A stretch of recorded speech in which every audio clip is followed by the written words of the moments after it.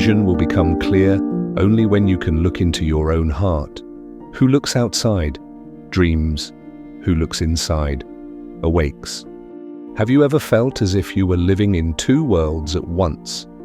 One world where people follow routines, chase success, speak of normal things, and another deeper world only you seem to notice.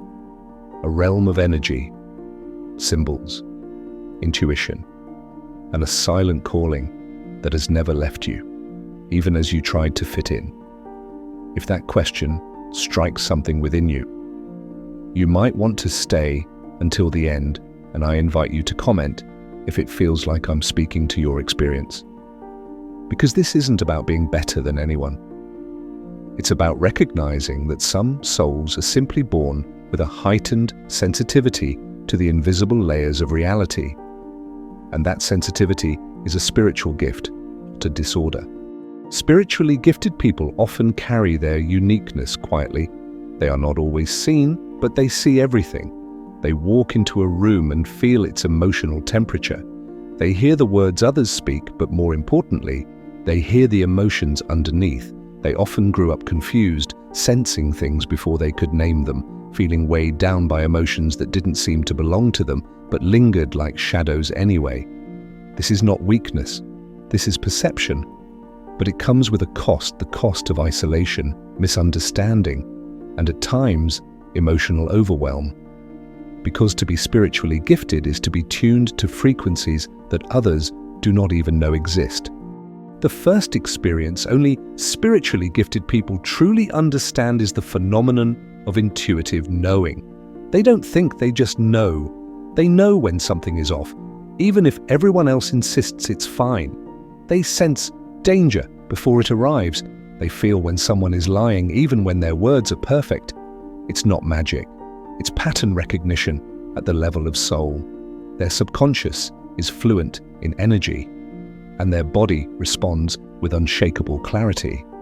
But because they can't always explain how they know, they often doubt themselves until life proves them right again and again.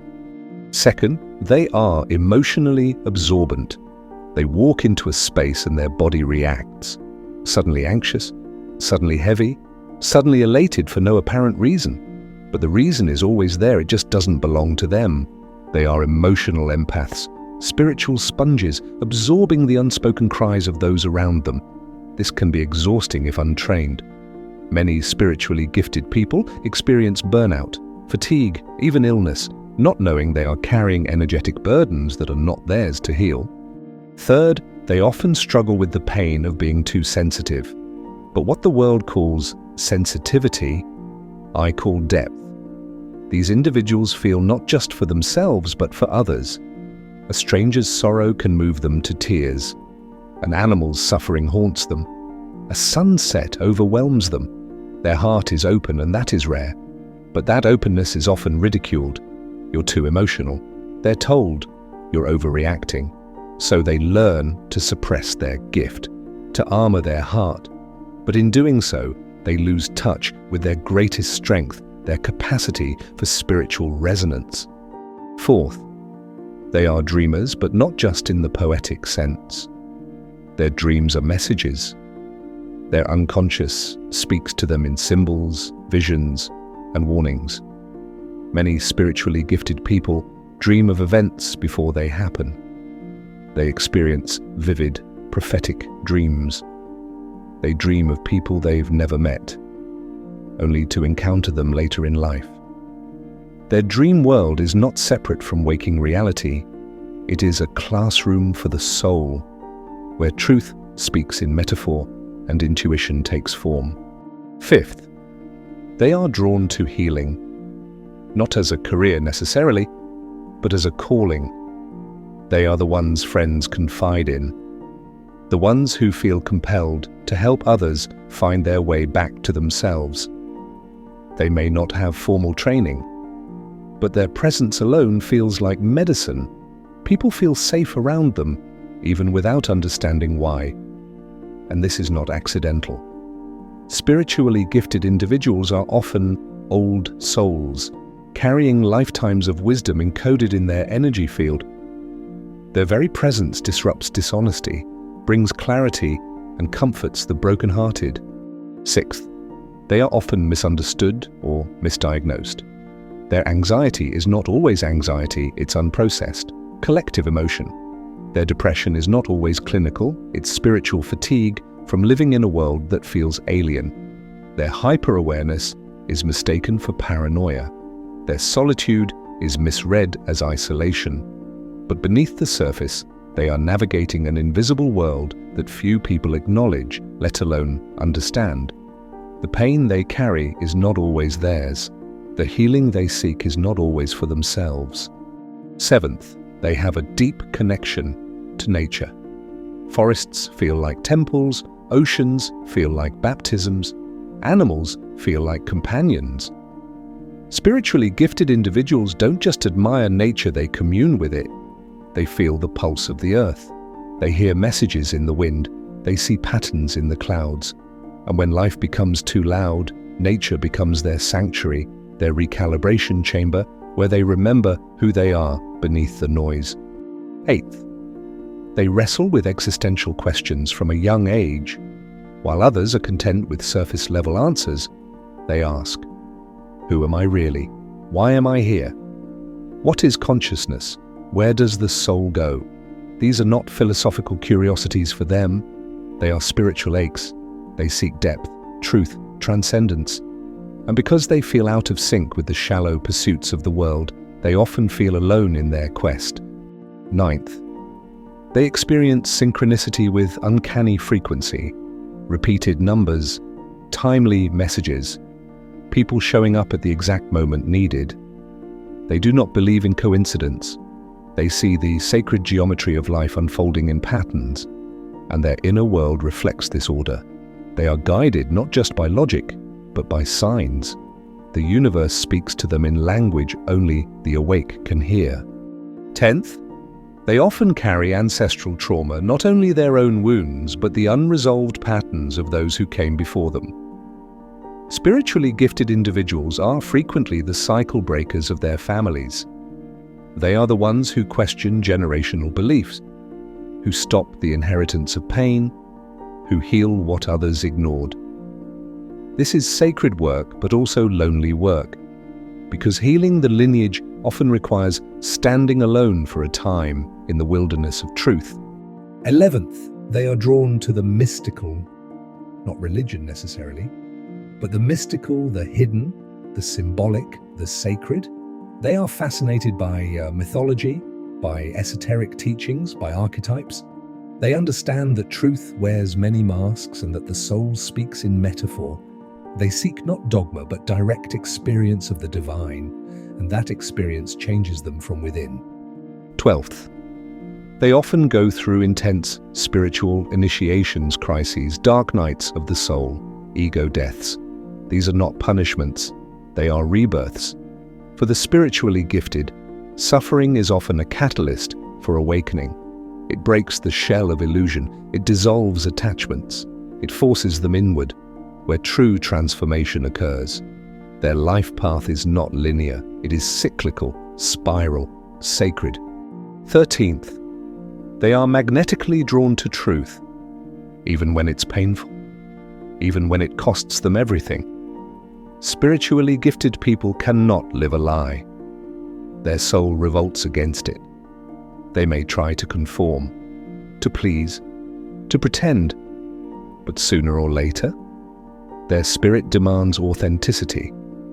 This often leads to radical life changes, leaving jobs, relationships, belief systems, anything that no longer aligns, because for them, integrity is survival. The reason spiritually gifted people often struggle in silence is because they don't realize their experiences are shared. They assume something is wrong with them when in truth, something is profoundly right.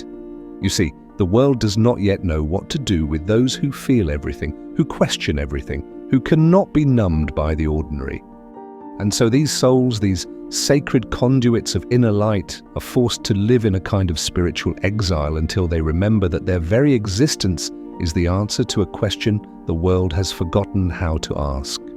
Once spiritually gifted individuals begin to accept their nature, something remarkable happens.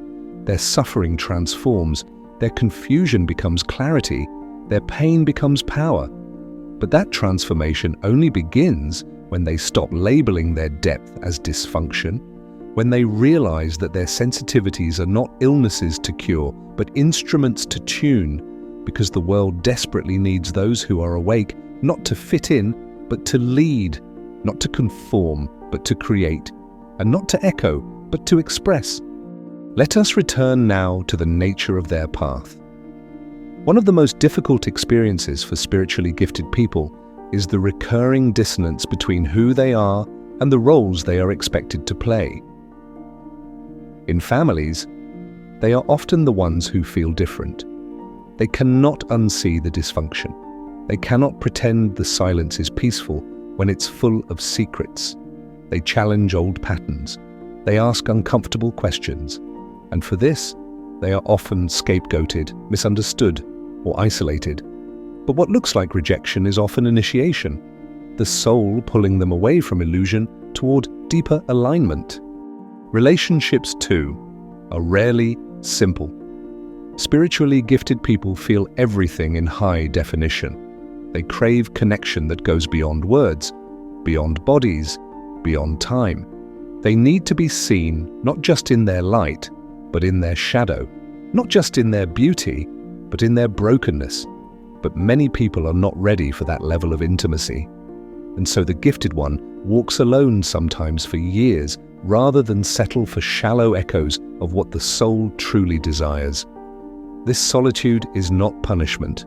It is sacred preparation. Another secret truth they carry is the pain of knowing. Not just intellectual knowledge, but soul knowledge. They see people's potential and also their self-sabotage. They sense who is hurting even behind a smile. They know when someone is out of alignment long before it's spoken. But knowing does not mean saving. And this is the hard lesson. Not everyone wants to heal. Not everyone wants to see. And the spiritually gifted must learn when to hold space and when to let go. Because carrying others through their denial is not compassion, it is self-abandonment. They also know the ache of being too much for some and not enough for others. Too intense, too quiet, too emotional, too deep, too honest, too spiritual. They are told to dial it down, to shrink, to explain. But no soul should have to justify its frequency. The world does not ask the ocean to be less vast, nor the stars to be dimmer, nor the forest to be quieter. And so too, spiritually gifted people must stop apologizing for their nature. You were not made to be understood by all. You were made to awaken those ready to remember. One of the more subtle experiences they encounter is the blurring of timelines. They feel things before they happen. They recall memories from lifetimes not written in any history book. Time becomes fluid, not fixed. They may dream of events that come true, and they may feel déjà vu not just in moments, but in relationships. The spiritually gifted live at the edges of linear time. And in this space, they learn to trust cycles, not clocks. Intuition, not calendars. Divine timing, not social pressure. And with this comes the awakening of their creative force. Spiritual gifts are not limited to healing or insight. They often come wrapped in creativity. These people are artists of the soul. They write, paint, sing, dance, dream, not to entertain, but to alchemize. Their creativity is sacred expression, a way to transmute pain into beauty, to make the invisible visible, to give voice to what the world has forgotten how to say. But none of these gifts can flourish in a field of self-doubt, and so the spiritually gifted are called, again and again, to the deepest of initiations, radical self-acceptance, not the polished, performative kind, but the raw, trembling, tear-streaked kind, where they hold their inner child in compassion, where they forgive themselves for not knowing sooner, where they stop waiting to be chosen and finally choose themselves.